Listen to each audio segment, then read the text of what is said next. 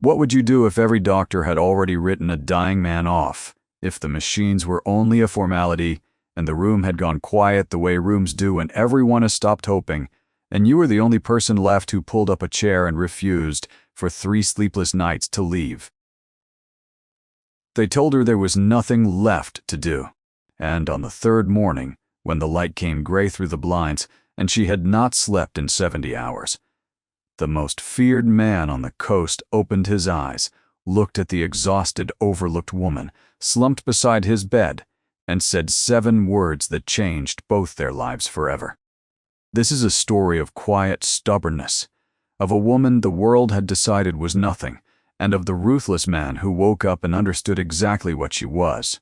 Junie Alvarez had been overlooked so consistently, for so long, that she had stopped noticing it as a wound and started treating it as weather. She was 31, soft and generously curved, with a round, kind face and a habit of apologizing when other people were in her way, and she was a night shift nurse on a surgical floor where the hierarchy was glass and she was at the bottom of it. The surgeons did not learn her name. The senior nurses gave her the beds no one else wanted. She was passed over for the trauma rotation 3 years running, and when she asked why, the charge nurse said, not unkindly, "You don't project authority, Junie. People need to look at a nurse and feel confident." Because here was the thing nobody on that floor had bothered to find out. Junie Alvarez was the best clinical nurse in that hospital, and it was not close. She had a gift so unfashionable that no one had thought to reward it, which was that she paid attention. She noticed the half-degree shift in a temperature curve that meant infection, 2 days before a culture came back. She noticed the patient who had gone quiet in the wrong way. She read a failing body the way other people read a face. 3 times in 6 years, she had caught something that would have killed a patient before a doctor did, and all 3 times the credit went to somebody else, and Junie said nothing, because that was what she did at the bottom. And on the night everything changed, they wheeled in a man the whole city was afraid of, with 2 bullets in him and a police guard at the door, and no one wanted the assignment. Junie took it. She had no idea she had just taken the assignment that would end her old life.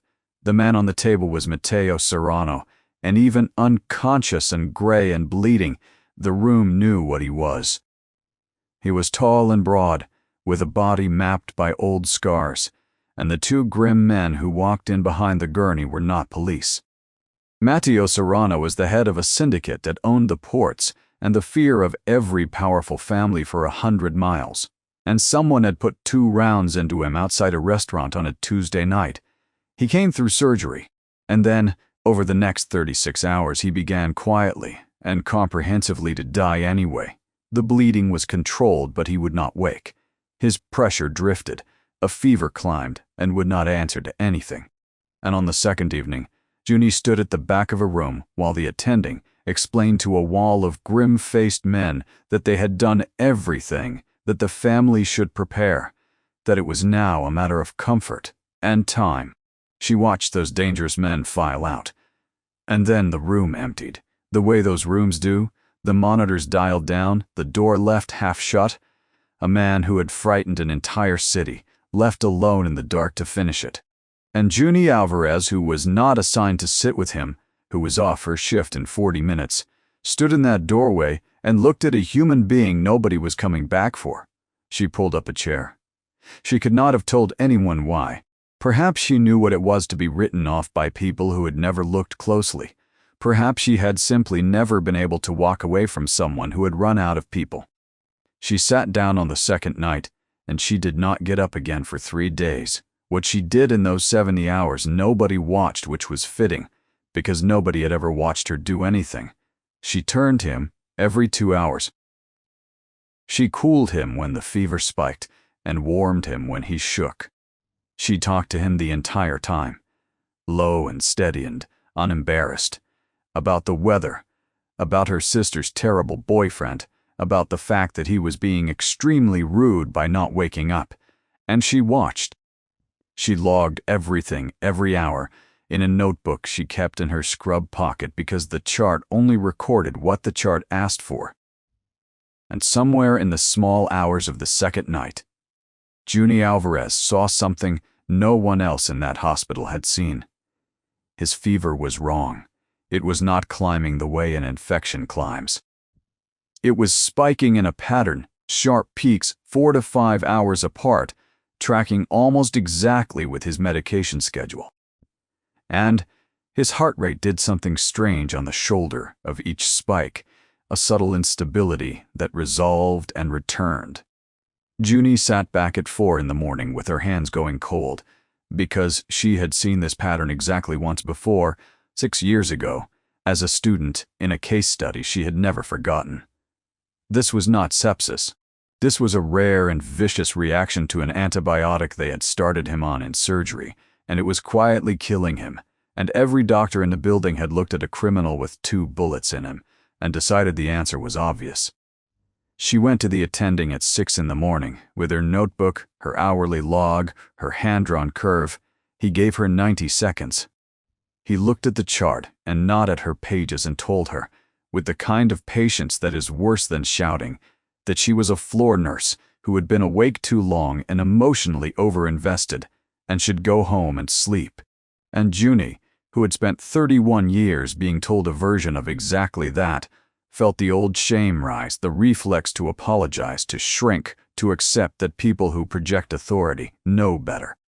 Then she thought about the man in that bed with nobody left, and for the first time in her life, Junie Alvarez did not go home. What she did instead was the bravest thing she had ever done, and it very nearly cost her everything. She could not change his medications. She had no authority to stop a drug a surgeon had ordered. But she could document and escalate and make herself so relentlessly present that somebody would have to look. She wrote up her findings in a formal clinical note, time-stamped and precise, and filed it. She called the on-call pharmacist at 2 in the morning, and he listened, and pulled the literature, and went quiet, and said, "Oh." She caught the night registrar at shift change, and would not let him leave the corridor until he had looked at her curve. And at 4:10 on the third morning, a tired junior doctor with a printout did the thing no one senior had been willing to do. He discontinued the antibiotic and ordered the alternative. Junie went back to her chair, 70 hours awake, her hands shaking with exhaustion and the terrible fear that she had been wrong, that she had thrown her career onto a fire for a hunch. She watched the monitor for 2 hours, and a little before dawn, the fever broke. It broke like weather, sweat soaking through the sheets, and his heart rate settled into a rhythm she had not seen since the night he came in, and Junie put her face in her hands and cried, quietly, alone, at 4 in the morning, because she had been right and nobody was ever going to know it. She was still in that chair, half asleep with her cheek against the rail, when the light came gray through the blinds and Mateo Serrano opened his eyes. For a long moment he did not move. He simply looked, with the terrible flat clarity of a man surfacing from very far down, at the empty chairs where his family should have been, and then at the exhausted woman slumped at his bedside in wrinkled scrubs, her notebook in her lap, her hand resting without any thought at all over his. And Mateo Serrano, who had spent his life among people who calculated his worth before they learned his name, understood in a single glance exactly what he was looking at. Someone had stayed. Junie startled awake and lurched upright, instantly a nurse again, reaching for his pulse and telling him where he was and that he was safe. His hand caught hers. It was weak, barely a grip at all, but it stopped her cold. "How long?" he rasped. "3 days," she said. He looked at the chair. He looked at the notebook. He looked at the woman whose name he did not yet know, and something moved behind his eyes that no one in that city had ever seen there. 7 words came out of him then, forced through a throat wrecked by tubes and 3 days of dying. "Don't leave, please. Not ever again." Junie stared at him. She had spent her entire life being the one people did not notice leaving. And now, the most dangerous man on the coast had opened his eyes after 3 days, and, before he asked for water, before he asked who shot him, before anything at all, had asked her to stay. It was, of course, not simple. Matteo Serrano's recovery took 6 weeks. And in the first of them, everything about Junie's world changed. Matteo had his people pull the record. He read her clinical note, the one the attending had waved off, and had a private physician verify every word of it. And the physician came back pale and said, plainly, that whoever wrote this note had saved his life, and that another 12 hours would have been the end. And Matteo asked one question. He asked who she was. And when he was told she was a night shift floor nurse past over 3 years running, told she did not project authority, who had sat in a chair for 3 days with no assignment and no thanks and no one watching, he was quiet for a very long time. The hospital, sensing something moved fast, Junie was called into an office and informed that her conduct had been irregular, that she had escalated outside the chain, that there would be a review. It was, everyone understood, the beginning of a quiet dismissal. She was not dismissed. A phone call was made from a private room on the surgical floor, and by the end of that week, the review had evaporated, and the attending who had given her 90 seconds had been quietly relieved of his post. Junie did not know any of that until much later. What she knew was that a man in a charcoal coat came to find her at the end of a night shift and said the boss would like to see her. Matteo was sitting up when she came in. The color back, the eyes clear and terrifyingly sharp. "They tried to fire you," he said. She flushed. "It's fine. I went outside the chain of command." "You were right," Matteo said flatly. "You were right. And 11 people with better titles were wrong, and the only reason I'm sitting here is that a woman with no authority refused to be quiet about it." He let that sit. "Do you know what my life is, Miss Alvarez? 100 people who tell me what I want to hear and would step over my body to reach the door in 3 days. Not one of them sat in that chair. When I asked you not to leave, I meant it. I want you as my personal medical director. Name any number, and bring that notebook." 3 weeks later, she moved into the fortress above the water, and she braced for a gilded cage, and instead got the one thing nobody had ever given her, which was authority. Matteo did not simply employ her. He put her in charge. Her word overrode his private physician's. When a capo questioned her in front of the household, Matteo removed him from the room. And slowly the staff learned that the soft, quiet nurse, who apologized to door frames, was the one person in that building whose orders were not questioned. She began, without noticing, to unfold, and Matteo, who trusted no one, found himself waiting for her to finish her round so he could talk to her. Every night they sat in the study over a decanter of amber whiskey he poured for himself and a cup of tea he poured for her, because she was on duty and would not drink, and he told her things he had never told another living soul about the father he had buried and the trust he had learned to bury with him. He learned she hummed when she was thinking, that she flinched at raised voices and softened at kindness, and it made him want to burn down every person who had taught her to make herself small.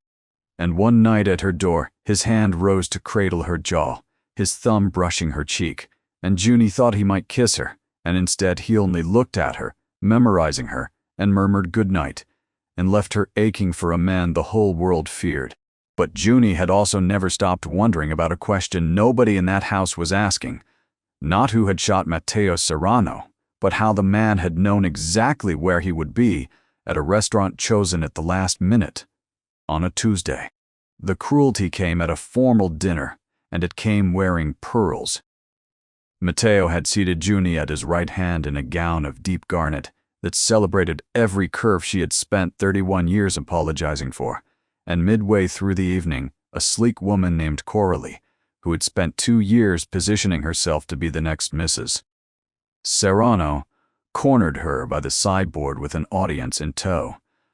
"Oh, the little nurse," Coralie cooed, loud enough for the room, letting her eyes travel over Junie's body with theatrical sympathy. He was practically dead. Darlings, of course. He imprinted on whoever was holding the bedpan. She smiled like a blade. "Gratitude isn't love, sweetheart. Nobody looks at a big girl who empties catheters and sees a queen." When well, he'll remember what he actually likes. The temperature in the room dropped 20 degrees, and the old Junie would have folded and fled to cry in a bathroom. But something had been rebuilt in her over those weeks, and she lifted her chin and did not shrink. "You're right, that gratitude isn't love," she said, her quiet voice carrying with perfect calm. "But you should know that I read people for a living, Coralie, and I've been watching you all night. Your pupils, your hands, the way you keep checking the door. You're on something, and it isn't prescribed. And whoever is supplying you is doing it to get close to this family. I'd stop before somebody less kind than me notices." The silence had teeth. Coralie went the color of ash and fled. And Matteo, who had crossed the floor in silence, took Junie's hand and pressed his lips to her knuckles in front of the entire table. "You never make yourself small in this house again, Vida," he murmured, using the endearment for the first time. "Not in my world, and never in front of me." But across that room, a man who had smiled at Matteo Serrano for 18 years watched the exchange and understood, with a cold drop in his stomach, that the nurse noticed absolutely everything, and he had a great deal to hide. The man was Silas, Matteo's consigliere, and he had made one mistake. For 2 years he had been feeding the family's movements to a rival syndicate for money, seamlessly, until the night he passed along a restaurant reservation and a shooter failed to finish the job. Silas had spent every day since waiting for Matteo to start asking how the gunman had known. And instead of asking, Matteo had installed in the house a woman who did nothing but notice things, who had already caught a drug reaction 11 doctors missed, and who had just publicly identified a socialite's addiction across a dinner table. Silas understood exactly how his story ended if Junie Alvarez kept paying attention. He smiled, thin and cold, and began, very quietly, to plan. It was the last mistake he would ever make as a free man. Junie found it because of a hand. Silas came to the study one evening while she was changing Matteo's dressing, and as he set down a glass, she caught, in the lamplight, the faint yellowing of an old bruise across his knuckles, 3 weeks healed, in the pattern of a man who has gripped something hard under stress. It meant nothing on its own, but her mind snagged on it, and over the following days she began putting things beside each other, the way she put a temperature curve beside a medication schedule. Silas had been at the restaurant that night, and had left the table 4 minutes before the shooting. Silas had suggested the venue change at the last minute. Silas had visited the hospital exactly once, had stood at the foot of the bed for 90 seconds, and Junie remembered with the awful clarity of her particular gift that he had not looked at the monitors at all. Everybody looks at the monitors, everybody, unless they already know what they want the numbers to say. She told Matteo that night, in order, without drama, and Matteo went very still, and then did the thing that undid her completely. He believed her instantly. He did not ask her twice. He simply looked at the evidence assembled by a woman the world had spent 31 years refusing to listen to and said, quietly, "How long have you known?" 6 days, Junie said. "I wanted to be certain." Then he took her face in his hands and said, "If I move on him and he sees it coming, he will not run at me. He will go for you." And neither of them knew that Silas had already made exactly that decision. The fortress went dark at 2:30. Junie woke to a silence so complete it pressed against her skin, and every instinct 31 years of paying attention had honed, screamed that something was catastrophically wrong. The power was out. The generator stayed dead. Matteo was gone, drawn to the docks at midnight by an emergency she now understood had been a lie. And Junie, sitting up in the dark, knew with terrible certainty that they had come while he was away and that they had come for her. She did not scream, she did not faint, she did not run blindly. She thought, cold and clear, the way she always had at 4 in the morning with a patient crashing. 2 floors below, a silenced weapon coughed and a body met the marble. Junie slid out of bed and moved, and here was what none of them had accounted for, because Junie Alvarez had spent 6 weeks turning the East Wing into a medical suite and knew that floor better than any man in that house.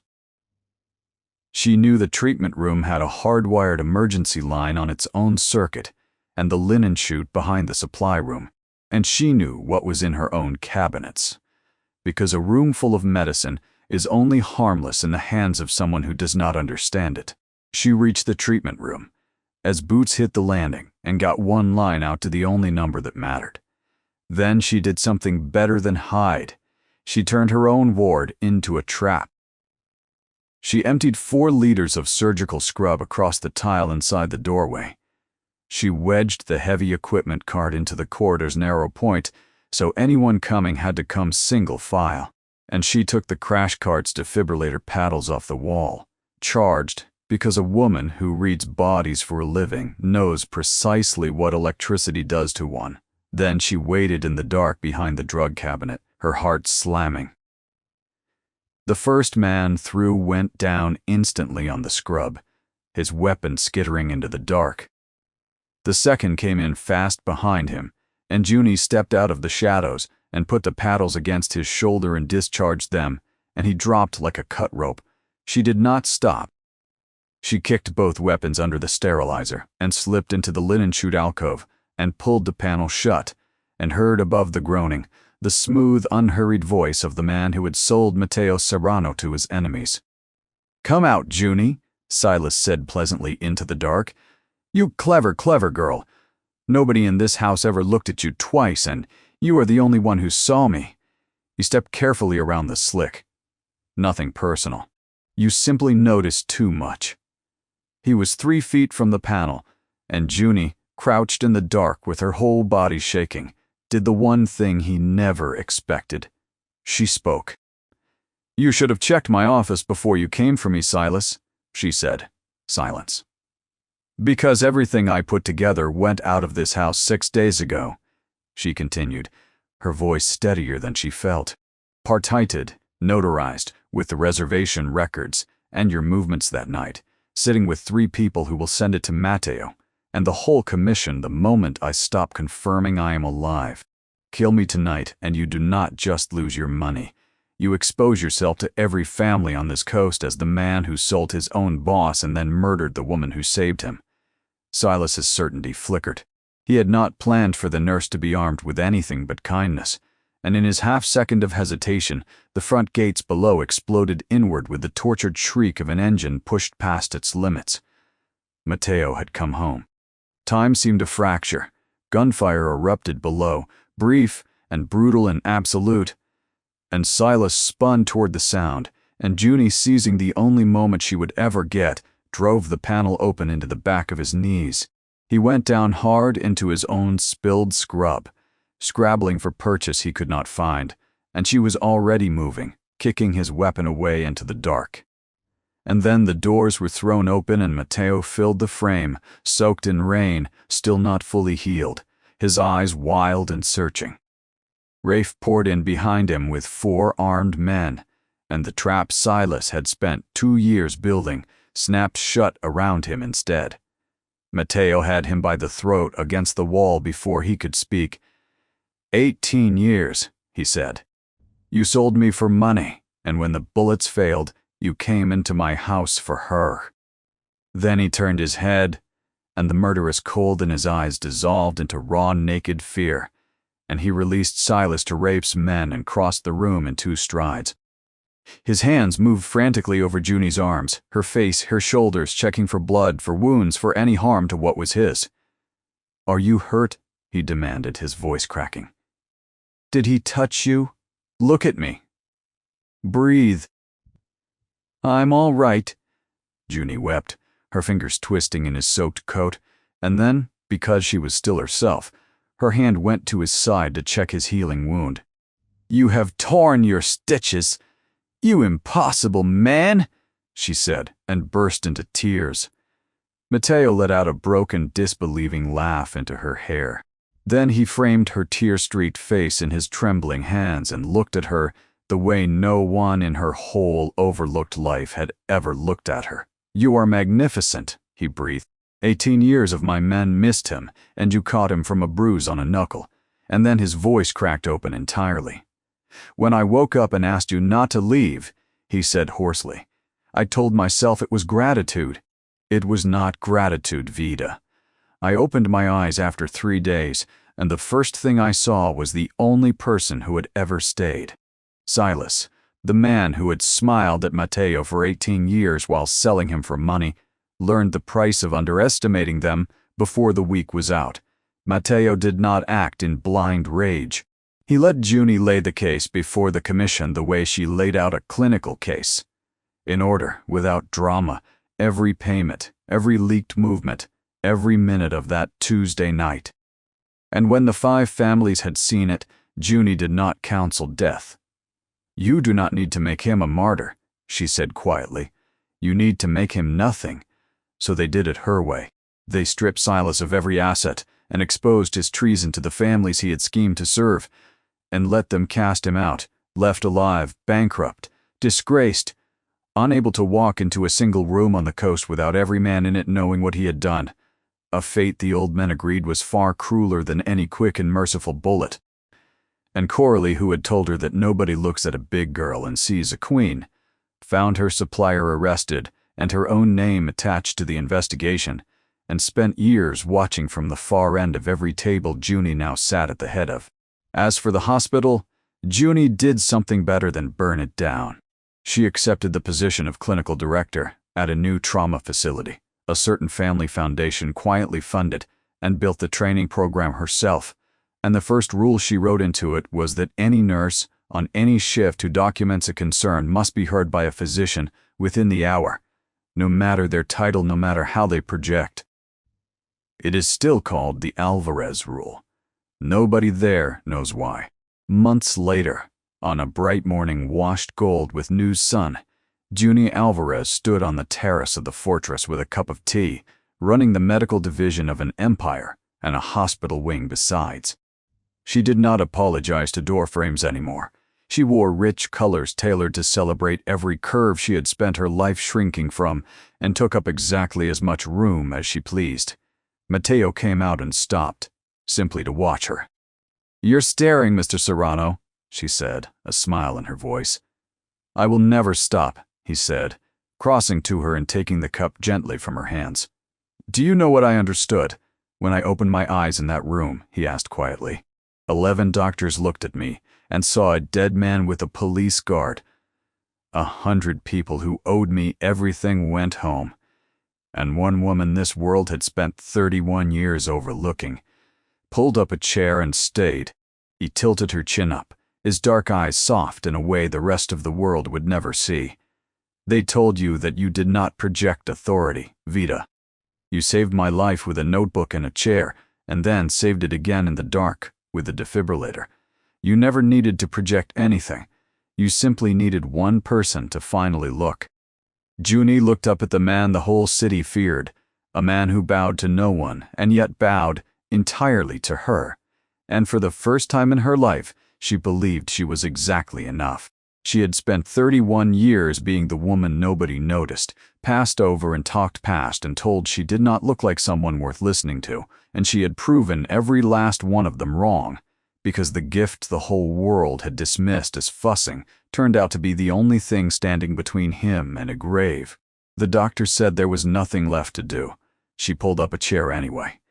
And a man who had never in his life been stayed for opened his eyes and asked her never to leave. If Junie and Matteo's story of quiet stubbornness and hard-won vindication moved you, if your heart caught when he opened his eyes and asked her to stay, then do us a small favor before you go. Smash that like button right now.